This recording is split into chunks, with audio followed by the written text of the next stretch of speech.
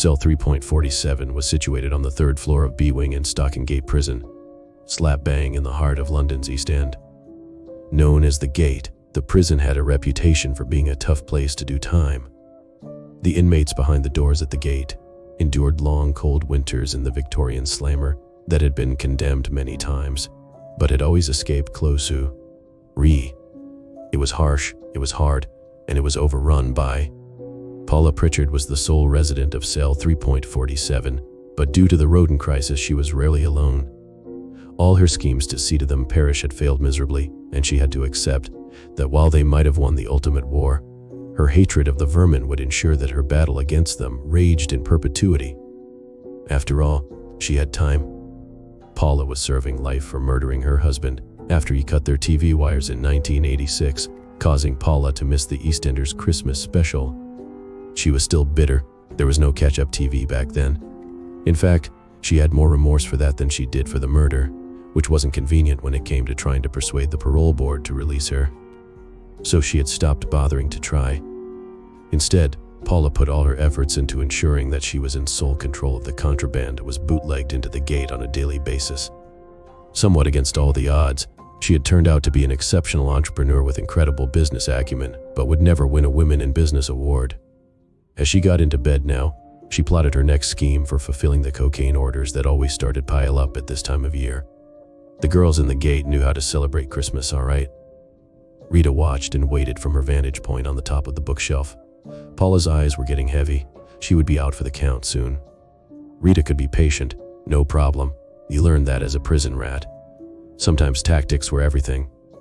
She swung her back paws and applied a little face cream to her tail. One of the best things about living in cell 3.47 was that Paula's customers often paid in canteen. This meant a reliable stock of snacks, beauty products, paper, and easy access to all manner of things that were dispensed from the canteen hatch. Rat heaven. Prison life for a rat could be easy, but you had to have your wits about you. There was a constant supply of water in the steel lidless cell toilet. Pritchard had tried many times to deny Rita and her crew access to that, but had never succeeded. In any event, there was a small sink on the wall, and the tap constantly dripped. The sink was big enough for a family of 4 rats to take a bath, and Rita had even seen a water birth be facilitated in it by the alternative lifestyle rats who lived behind the skirting boards in the staff room in the segregation unit, also known as the block. As soon as Pritchard fell into her doubtless drug-induced sleep, Rita tucked into a packet of Cheetos. Delicious. Pudding was a packet of Cadbury's hot chocolate, which she'd had her eye on since it had arrived this morning. But during the daytime, the rats didn't come out so much. It was at night when they got their business done. After dinner, Rita was helping to coordinate the digging of a new tunnel after the maintenance team accidentally poured concrete into the main thoroughfare between B and C Wing. She watched as Rolly gnawed his way into a pot of noodles. He glanced up and nodded to her with his mouth full, powder from the noodles coating his whiskers. She winked at him fondly. They had been together for 5 litters, and still they flirted like newlyweds. Rolly was a big old unit, a rat who'd eat all night if he could. He wasn't quite as exacting as Rita when it came to menu choices. And last week had eaten a whole box of tampons, which had sent Pritchard into a rage when she'd discovered the mess in the morning. Rolly didn't care, but it had almost killed him. He hadn't been careful enough, and a piece of plastic applicator got lodged in his gullet. Rowena, unable to get her paws around him to perform a Heimlich maneuver, had jumped on his furry white chest to clear his airway. Rita had been beside herself, and if it hadn't been for her daughter's quick thinking, Rolly would have been toast. But within 2 hours, Rolly was reaching for an Oreo and telling the tale as if he was the hero to most of the rats on the 3rd floor. They'd all laughed and patted him on the back. The next day, Pritchard was crashing around the cell, cursing about not being able to find any coffee sachets. Rita had swapped them for a packet of cotton wool with Ricardo from healthcare, and generally being her bad-tempered, vile self, Rita knew that at times like this it was better to give Pritchard a wide berth than risk her wrath, which knew no bounds, especially when it came to rats.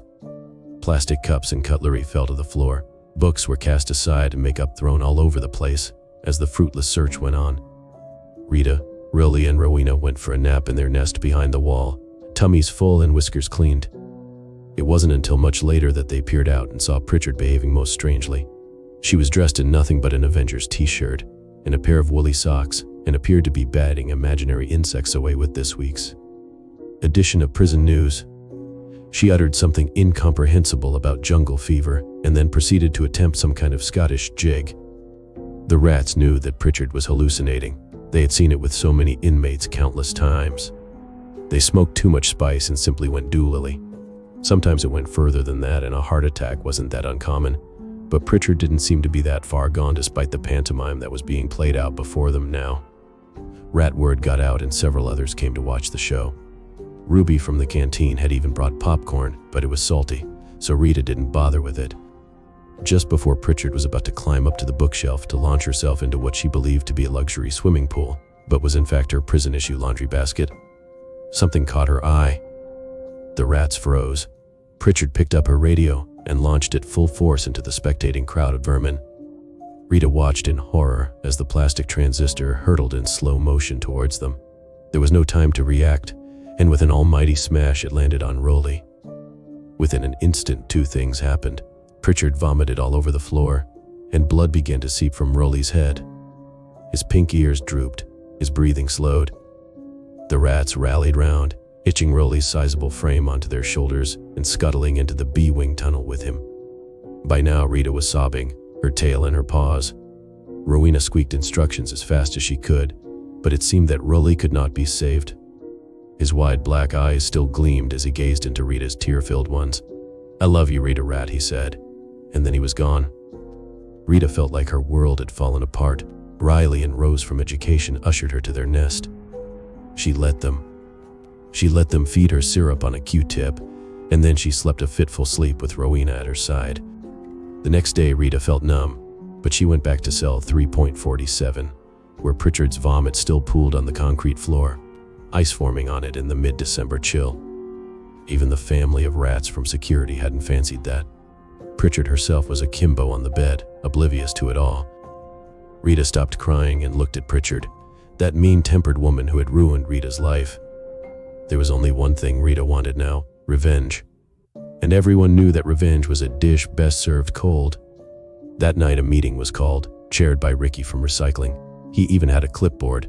Hundreds of rats were there to hear what he had to say, while Rita sat quietly beside him with a tissue balled tightly into her fist. A plan was afoot. Pritchard was to get her comeuppance. But were the rats in hell? Yes, they shouted, hats and snacks thrown into the like confetti. The excitement grew, and after the meeting, they divided into groups according to their wings and floors. Bigger departments like the laundry would help with logistics and coordination. If the drugs dog from rehab was to be believed and trusted, they had exactly 2 weeks to go before the cell spin. Meanwhile, prison life went on. Paula spent hours in cell 3.47 taking orders and singing along to Last Christmas, which played on repeat on the radio, which she had recently acquired as a replacement by breaking Kelly Gorman's little finger during a game of pool. She could see her breath when she sang. That's how cold it was in here. The kettle was on the boil constantly, and for once her hot chocolate and coffee supplies were not being pilfered every night. Odd, but good. If the Christmas trade was as good as anticipated, she reckoned she'd have enough cash to bribe Officer Willis into putting her in for a transfer to a modern prison where she could learn to play tennis and grow old gracefully. Every night the tunnels were full of rat traffic. Never before had such an effort been orchestrated to help one of their own. Rita was beyond grateful but didn't know if they could pull it off. But for Rolly, she was prepared to try. The day of the cell spin finally arrived.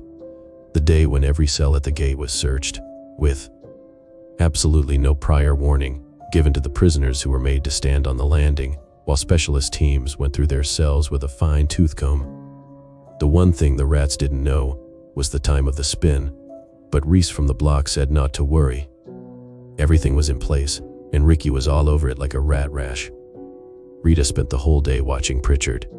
It didn't take her long to realize that Pritchard must have been tipped off about the cell spin, because over the course of the morning all manner of drugs, mobile phones and weapons were dispatched out of her cell by officers who were on Pritchard's payroll.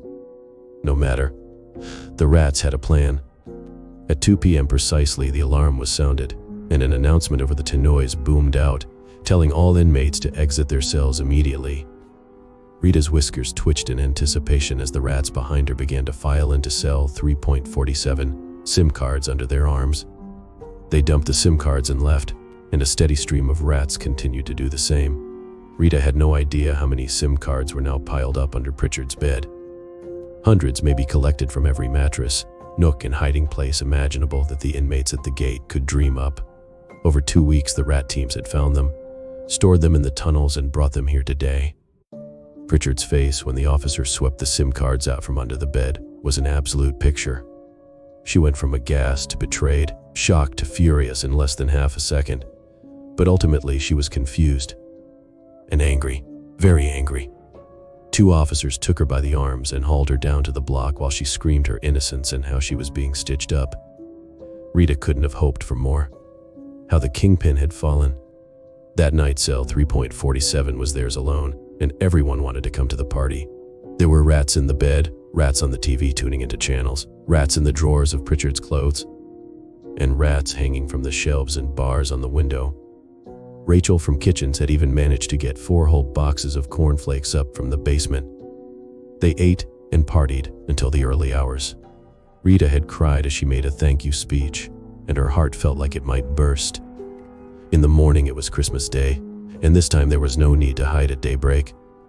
Pritchard would be cellular confinement with no windows 3 floors down and would not be returning anytime soon. Someone turned the volume back up on the TV. "Look," cried Rowena. "It's a rerun of the 1986 EastEnders Christmas special, The Rats Were Quiet."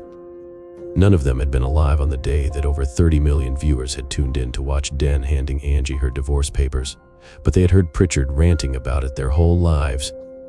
What a shame, thought Rita, that Pritchard was going to miss this episode yet again. That temper of hers really had cost her dearly. Prison news. Keeping you behind bars, but not in the dark.